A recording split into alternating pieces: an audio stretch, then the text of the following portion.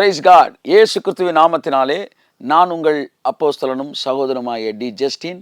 இந்த DJ channel நேயர்களாய் உங்களுக்கு என்னுடைய அன்பின் வாழ்த்துக்களையும் ஆசீர்வாதங்களையும் கொண்டு வருவதிலே நான் மிகுந்த சந்தோஷம் அடைகிறேன். அன்புக்குரியவர்களே, இந்த செய்தியை 2025 வருஷத்தின் கடைசி நாட்கள் நீங்கள் கேட்கலாம், அல்லது 2026 வருஷத்தின் இடையில் நீங்கள் கேட்கலாம். ஒரே ஒரு வசனத்தை உங்களுக்கு சொல்ல விரும்புகிறேன். உங்களுக்கு முன்பாக ஒரு புதிய வருஷம் அழகாக தேவனால் கொடுக்கப்பட்டிருக்கிறது. அநேக ஆசீர்வாதங்கள் உங்களுக்கு முன்பாக அணிவகுத்து நிற்கிறது. இன்னும் ஏராளமான தேவைகள் உங்களுக்கு இருக்கிறது. தேவனிடத்தில் அந்த தேவைகளுக்கான நன்மைகளை பெற்றுக்கொள்வதிலே நீங்கள் ஆவலாக இருக்கிறீர்கள். தேவன் உங்களை ஆசீர்வதிக்கவும் உங்களை விட அதிக விருப்பமாக இருக்கிறார். தேவனிடத்தில் அவைகளை கேட்பதற்கு நீங்களும் தயாராக இருக்கிறீர்கள். உங்கள் வாழ்நாள் முழுவதும் அவருடைய ஆசீர்வாதங்கள் உங்கள் வாழ்க்கையிலே அது வந்து கொண்டே இருக்கும். அது தேவைகளை எல்லாம் தீர்த்து கொண்டே இருக்கும். அன்புக்குரியவர்களே, இன்னும் எத்தனையோ காரியங்களுக்கு நாம் தேவனிடத்தில் நன்மைகளை பெற்றுக்கொள்ள வேண்டியதாக இருக்கிறது. ஆனால் இந்த நேரத்திலே ஒரே ஒரு கேள்வி உங்களிடத்தில் கேட்க விரும்புகிறேன். அவரிடத்தில் புதிய நன்மைகளை பெற்றுக்கொள்ள விரும்புகிற நீங்கள் அவரிடத்திலிருந்து பெற்றுக்கொண்ட பழைய நன்மைகளுக்கு நன்றியுள்ளவர்களாக இருந்திருக்கிறீர்களா என்கிற கேள்வி உங்களிடத்தில் நான் கேட்கிறேன். அன்புக்குரியவர்களே, யாராகிலும் ஒரு நபர் உங்களிடத்தில் ஒரு அவசர பண தேவை இருக்கிறது என்று கேட்கிறார் என்று வைத்துக்கொள்வோம். உடனடியாக அவர் உங்களிடத்தில் ஒரு ஃபோனில் பேசுகிறார், தொலைபேசியில் பேசுகிறார். உடனடியாக நீங்கள் அவர் கேட்ட அந்த தொகையை நீங்கள் உதவியாக அனுப்புகிறீர்கள். உதவியை பெற்றுக்கொண்ட பிறகு அவர் அதற்கு பிறகு ஒரு நன்றி செய்தி கூட அனுப்பவில்லை என்று வைத்துக்கொள்வோம்.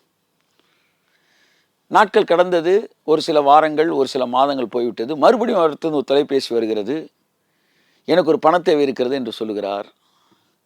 மறுபடியும் அவருக்கு அந்த பணத்தேவை தொகையை அனுப்புகிறீர்கள். அவர் அதை பெற்றுக்கொண்டார். பெற்றுக்கொண்ட உடனே பெற்றுக்கொண்டேன் என்கிற ஒரு செய்தியை கூட உங்களுக்கு அனுப்பவில்லை, உங்களுக்கு நன்றியும் சொல்லவில்லை. சில வாரங்கள் கழித்து அல்லது 1-2 மாதங்கள் கழித்து மறுபடியும் அவர் உங்களை தொடர்பு கொண்டு எனக்கு ஒரு பணத்தேவை இருக்கிறது என்று சொன்னால் நீங்கள் என்ன சொல்லுவீர்கள்? என்ன கேள்வி கேட்பீர்கள்? இதற்கு முன்பாக நீங்கள் வாங்கிய எதை குறித்தும் அது வந்து சேர்ந்ததா என்று கூட நீங்கள் என்னிடத்தில் சொல்லவில்லையே, அதற்கென்று ஒரு நன்றியை கூட நீங்கள் என்னிடத்தில் காட்டவில்லையே என்று அவரிடத்தில் நீங்கள் கேட்காவிட்டாலும் உங்கள் மனதில் அந்த கேள்வி வருமா இல்லையா? நான் உங்களை பார்த்து கேட்கிறேன். நீங்கள் இந்த வருஷத்திலே, வருகிற வருஷத்திலே எத்தனையோ ஆசீர்வாதங்களை நீங்கள் கேட்கப் போகிறீர்கள், வாங்கப் போகிறீர்கள். ஆனால் போன வருஷத்தில் தேவன் உங்களுக்கு கொடுத்த ஆசீர்வாதங்களுக்கு நீங்கள் நன்றி அறிதல் உள்ளவர்களாக இருக்கிறீர்களா? வேதம் சொல்லுகிறது, கடைசி நாட்களிலே மனுஷர் நன்றி அறிதல் இல்லாதவர்களாக இருப்பார்கள் என்று தீமோத்தேயுவுக்கு எழுதின நிருபத்திலே பவுல் எழுதுகிறான். கடைசி நாளின் சாபக்கேடுகளில் ஒன்று, மனிதர்கள் மற்றவர்கள் செய்த நன்றியை மறந்து விடுவார்கள். மற்றவர்களிடத்தில் பெற்ற நன்மைகளை மறந்து விடுவார்கள். அவர்கள் நன்றி அறிதல் இல்லாதவர்களாக இருப்பார்கள். தேவன் ஒரு நாளும் நன்றி அறிதல் இல்லாதவர்களை பெரிய அளவிலே அவர்களை அவர் நினைவு கூறுகிறதில்லை. ஏனென்றால் நன்றி அறிதல் இல்லாதவர்கள் மிருக குணமுடையவர்கள். நான் கேட்கிறேன், புதிய வருஷத்துக்குள் கடந்து செல்ல போகிறீர்கள். பெற்ற நன்மைகளுக்கு கரங்களை கூப்பி அவரிடத்தில் நன்றி சொன்னீர்களா? எத்தனை நன்மைகளை அவர் உங்களுக்கு கொடுத்தார். ஜீவனை கொடுத்திருக்கிறார், ஆரோக்கியத்தை கொடுத்திருக்கிறார், ஐஸ்வர்யத்தை கொடுத்திருக்கிறார். எத்தனையோ பணத்தேவை உங்களை சந்தித்திருக்கிறார். அவமானம், நிந்தைகளுக்கு விலக்கி பாதுகாத்திருக்கிறார். உங்கள் குடும்பங்களில் பாதுகாப்பை கொடுத்திருக்கிறார். ஆகவே இந்த நாட்களில் நன்றி தெரிவியுங்கள். ஒரு வசனத்தை கூட கொலோசியர் 3:15 சொல்லுகிறது, நன்றி அறிதல் உள்ளவர்களாய் இருங்கள். நான் உங்களிடத்தில் கேள்வி கேட்கிறேன், இந்த டிஜே சேனல் உங்கள் எத்தனை பேருக்கு நன்மை கொடுத்ததற்கு, எத்தனை நன்மைகளை உங்கள் வாழ்க்கையில் கொண்டு வந்திருக்கிறது? எத்தனையோ முறை நீங்கள் சோர்வில் இருந்தபோது இதிலிருந்து வந்த வார்த்தை உங்களை பலப்படுத்தி இருக்கிறது. எத்தனையோ முறை நீங்கள் கவலை இருந்தபோது இந்த வார்த்தை உங்களை ஆறுதல் எடுத்திருக்கிறது. எத்தனையோ முறை நீங்கள் குழப்பத்தில் இருந்தபோது இந்த சேனலை ஓப்பன் பண்ணும்போது, இந்த சேனலை திறக்கும்போது இதன் மூலமாய் வந்த வார்த்தை உங்கள் குழப்பத்திலிருந்து தெளிவை உங்களுக்கு கொடுத்திருக்கிறது. பல நேரங்களிலே உங்கள் சரீரத்தில் இருக்கிற வியாதிகளை சுகப்படுத்தி இருக்கிறது. பணத்தேவையின் போது உங்களை தைரியம் ஊட்டி பணம் வருவதற்கான அற்புத கதவுகளை திறந்திருக்கிறது. எத்தனை நன்மைகளை நீங்கள் பெற்றுக்கொண்டிருக்கிறீர்கள். நான் உங்களிடத்தில் கேட்கிறேன், கொலோசியர் 3:15 சொன்னது போல நீங்கள் நன்றி அறிதல் உள்ளவர்களாக இருக்கிறீர்களா? இந்த சேனல் மூலமாக நீங்கள் பெற்றுக்கொண்டு வருகிற ஆசீர்வாதங்களுக்கு நான் ஏதாவது ஒரு விதத்தில் இந்த சேனலோடு இணைக்கப்பட்டு இதற்கு ஒரு நன்றி அறிதல் உள்ளவனாக இருக்கிறேன் என்று நீங்கள் நினைத்திருக்கிறீர்களா? ஒருவேளை இல்லாவிட்டாலும், ஒருவேளை அதை நீங்கள் மறந்திருந்தாலும் உங்களுக்கு ஒரு தேவனுடைய தூதனாய் வந்து ஞாபகப்படுத்துகிறேன். இந்த சேனலுக்காய் ஒரு நிமிடமாவது ஜெபியுங்கள். இந்த சேனலின் தேவைகளை சந்திப்பதில் உங்கள் கரங்களை இணையுங்கள். ஒரு வருஷத்தில் ஏறக்குறைய 1 கோடி ரூபாய்க்கு மேலாக இந்த சேனலுக்கு செலவழிக்கிறோம். அநேக வேலையாட்கள் வேலை செய்கிறார்கள்.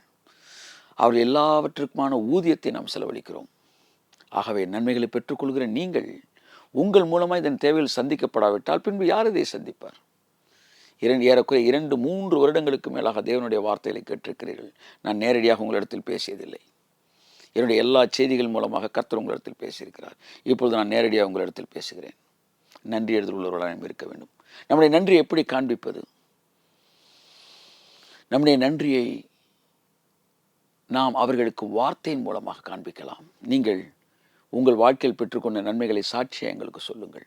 மட்டுமல்ல, இதன் மிகப்பெரிய தேவையிலே ஒரு சிறிய பகுதியாவது என்னுடைய காணிக்கைகள் சந்திக்க வேண்டும் என்று சொல்லி நீங்கள் தொடர்ந்து இன்று முதல் மாதத்திற்கு ஒரு முறையாவது காணிக்கைகள் மூலமாக இந்த ஊழியத்தை நீங்கள் தாங்குங்கள். டிஜே சேனலை தாங்குங்கள். அவரிடத்தில் நன்மையை பெற்றுக்கொண்டவர்களுக்கு மாத்திரம் நான் சொல்லுகிறேன். இந்த சேனல் எனக்கு ஆசீர்வாதமாக இருந்தது என்று அனுபவித்தவர்களுக்கு நான் சொல்லுகிறேன். அது சிறியதோ பெரியதோ, அது என்னுடைய நன்றியின் காணிக்கை.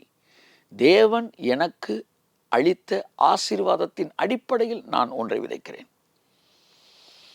மற்றவர்கள் பார்வையில் அது சிறியதாக இருக்கலாம், பெரியதாக இருக்கலாம். ஆனால் உங்களுக்கு தெரியும் அது சிறியதா பெரியதா. என்னை ஆசீர்வதித்த ஆசீர்வாதத்தின் அளவோடு நான் வைத்து பார்க்கும்போது இது சிறியதா பெரியதா என்று உங்களுக்கு தெரியும். அதன் அடிப்படையில் தேவனுக்கு நன்றி சொல்லுங்கள். இந்த சேனலுக்கு நன்றி சொல்லுங்கள். ஆகவே உங்கள் நன்றி அறிதலை உங்கள் கரங்களை இணைப்பதன் மூலம் காட்டுங்கள். நானும் கூட உங்களிடத்தில் எதிர்பார்க்கிறேன். சுகமானவர்கள் 10 பேர் அல்லவா? ஒருவன் வந்திருக்கிறானே, மற்ற 9 பேர் எங்கே? என்கு இயேசு கேட்ட கேள்வியை நானும் உங்களிடத்திலே எதிர்பார்க்கிறேன். உங்களுடைய தேவன் உங்களுக்கு அளித்த நன்மைகளை பெற்றுக்கொண்ட நீங்கள் அவருக்கும் இந்த ஊழியத்திற்கும் உங்கள் அன்பின் நன்றிகளை காண்பிக்கும்படி உங்களை அழைக்கிறேன். புதிய வருஷத்துக்குள் போகிறீர்கள். தேவனுக்கும் நன்றி சொல்லுங்கள். இந்த சேனல் மூலமாக அவர் செய்த சகல நன்மைகளுக்கு நன்றி சொல்லுங்கள். ஜெபத்திலே இந்த சேனலை தாங்குங்கள். மற்றவர்களுக்கு இந்த சேனலை அறிமுகப்படுத்துங்கள். சாட்சிகள் மூலமாய் உங்கள் நன்றிகளை காட்டுங்கள். காணிக்கைகள் மூலமாய் உங்கள் கரங்களை கோருங்கள். கர்த்தர் தாமே உங்களை ஆசீர்வதிப்பார். God bless you. நிச்சயமாக புதிய வருஷம் 5 அப்பத்தையும் 2 மீனையும் எடுத்து கர்த்தர் நன்றி சொன்னபோது பெருகியது போல உங்கள் ஆசீர்வாதங்கள் இன்னும் அதிகமாய் பெருகட்டும். God bless you.